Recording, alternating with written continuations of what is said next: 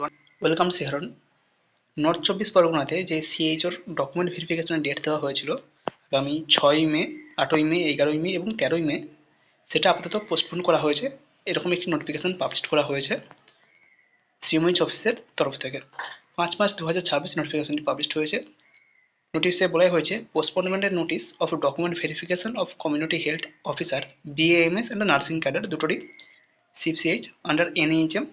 যেমন আগের যে নোটিফিকেশন দেওয়া ছিল 14 দিনে যে নোটিফিকেশনটি পাবলিশ হয়েছিল, সেই নোটিফিকেশনের এগেনস্টেই আবার এটা পোস্টপোন করা হলো।